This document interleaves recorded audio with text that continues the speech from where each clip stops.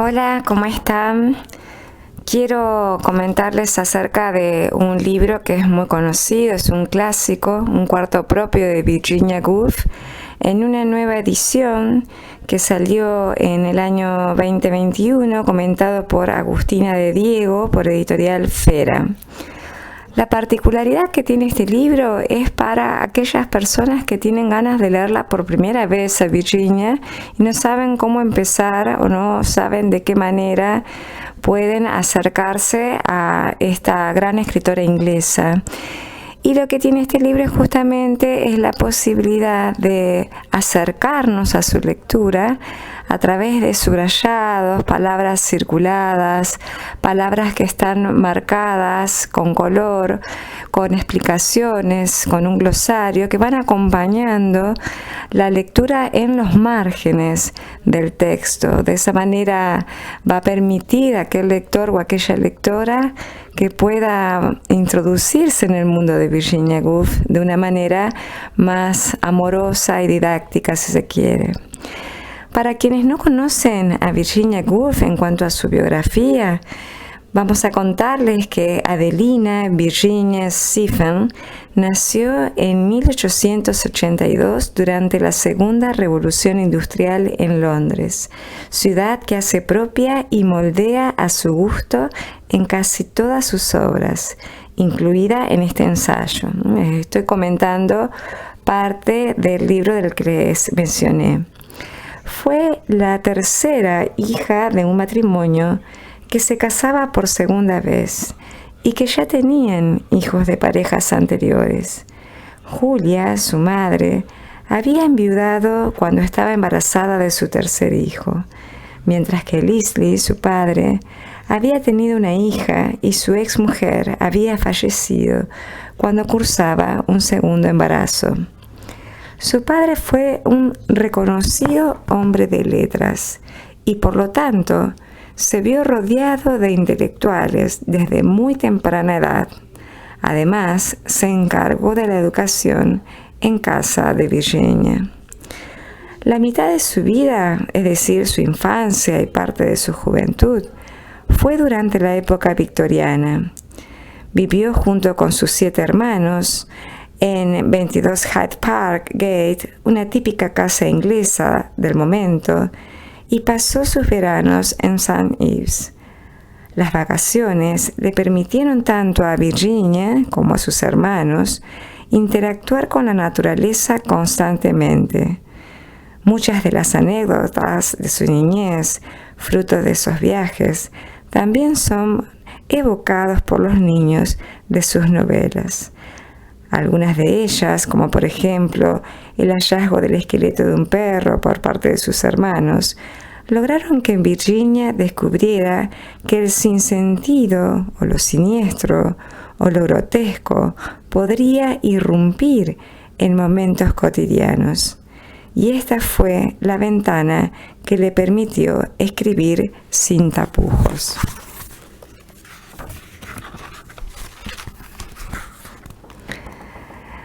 Después de la muerte de su padre, los hermanos Stephen decidieron mudarse al barrio de Bloomsbury. Allí Virginia y su hermana Vanessa formaron parte del grupo que lleva el mismo nombre, en el que participaron intelectuales, escritores, pintores y otras personalidades vinculadas a la cultura. Las hermanas conocieron a sus esposos en este grupo, el crítico de arte Cliff Bell y el escritor Leonard Woolf. Virginia fue una escritora muy prolífica, a pesar de su corta vida. Escribió centenares de cartas, varios volúmenes de diarios, ensayos que luego se recopilaron en obras como El lector común de 1933 y La muerte de la polilla de 1942. Además de Un cuarto propio de 1929, publicó otro ensayo de índole feminista, Tres guineas de 1938.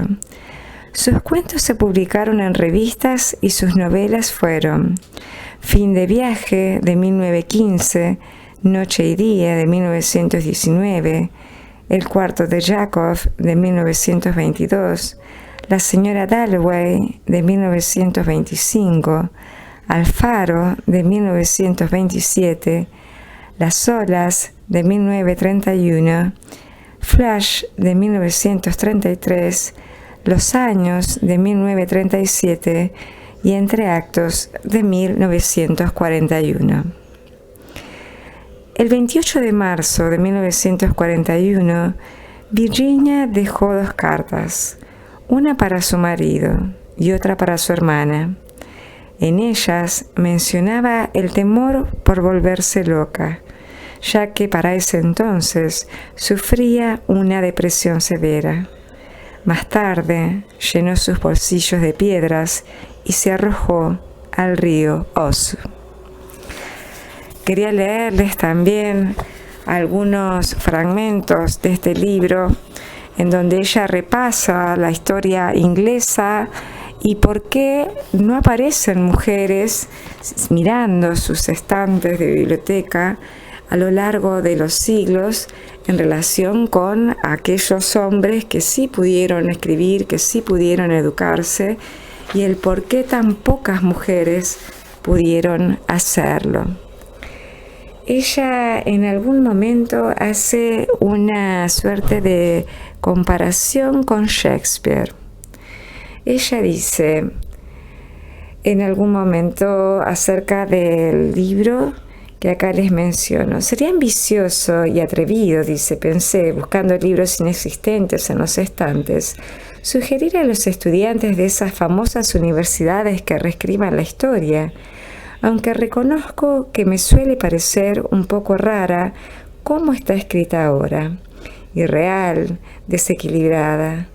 ¿Por qué no añadir un complemento a la historia, dándole, por supuesto, algún otro nombre más modesto para que las mujeres puedan figurar con propiedad?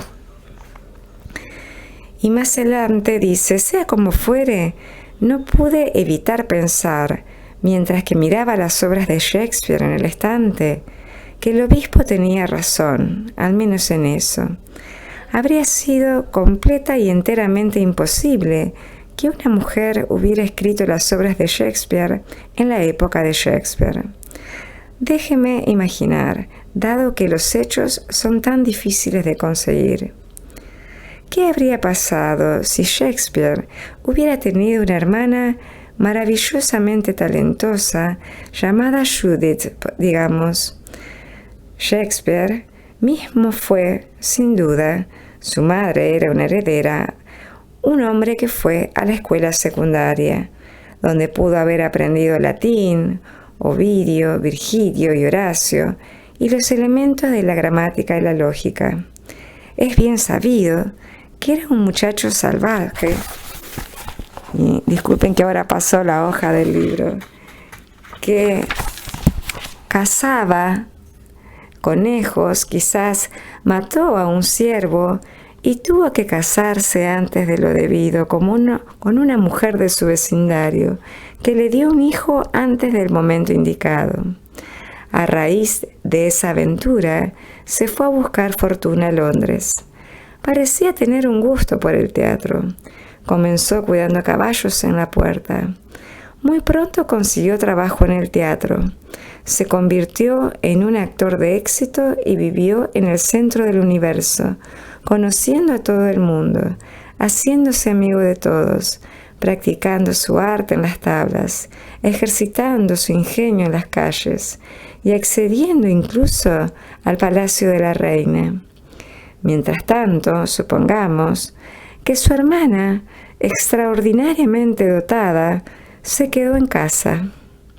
Ella era tan aventurera y tan imaginativa como él, y estaba igualmente de ansiosa por ver el mundo, pero no la mandaron a la escuela. No tuvo ninguna posibilidad de aprender gramática y lógica, y mucho menos de leer a Horacio y Virgilio. Abría un libro de vez en cuando, quizás uno de su hermano, y leía algunas páginas. Pero pronto entraban sus padres y le decían que se arreglara las medias o que se ocupara del estofado y que no se paseara por ahí con libros y papeles. Habrían hablado con dureza, pero con amabilidad, porque eran personas importantes que conocían las condiciones de vida de una mujer y amaban a su hija. De hecho, lo más seguro es que Judith fuera adorada por su padre. Quizá garabateó algunas páginas escondidas en un altillo con manzanas, pero tuvo cuidado de ocultarlas o prenderle fuego. Pronto, sin embargo, antes de cumplir los 20 años, la prometieron en matrimonio con el hijo de un comerciante de lanas del pueblo.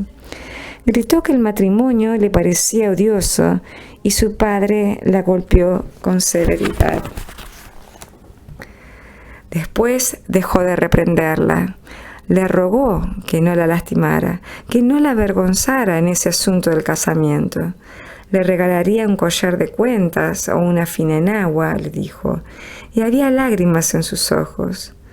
¿Cómo podía desobedecerle? ¿Cómo podía romperle el corazón? La fuerza de su talento le dio el impulso. Hizo un atadito con sus pertenencias, salió de la casa bajando por una soga y tomó el camino hacia Londres. Todavía no había cumplido 17 años. Los pájaros que cantaban en el seto no eran más musicales que ella. Tenía una imaginación veloz, un don como el de su hermano, para la melodía de las palabras. Como a él le gustaba el teatro. Se paró en la puerta, quería actuar, dijo. Los hombres se le rieron en la cara. Esta es una parte del libro como para darnos cuenta de la situación de la mujer en otra época, en este caso en el siglo XVI y XVII. Y más adelante Virginia Woolf dice: por lo tanto, me gustaría pedirles a ustedes, mujeres, que escriban todo tipo de libros, sin vacilar en ningún tema, por trivial o enorme que sea, de la forma que sea. Espero que lleguen a tener el suficiente dinero para viajar y tener tiempo de ocio para contemplar el futuro o el pasado del mundo, soñar con libros y dar vueltas por la calle, dejando que el pensamiento se hunda en la corriente, porque de ninguna manera las estoy confinando a la ficción. Me harán feliz, muy feliz, y a otras miles de personas si escriben libros de viajes y aventuras, investigación y erudición, historia y biografía, crítica y filosofía y ciencia. Al hacerlo, sin duda, contribuirán con la literatura de ficción, porque los libros tienen una forma de influirse entre sí. Y con esto los dejo con las ganas de leer Un cuarto propio de Virginia Woolf, y en esta edición que es muy bonita, encuadernada y además comentada por Agustina de Diego.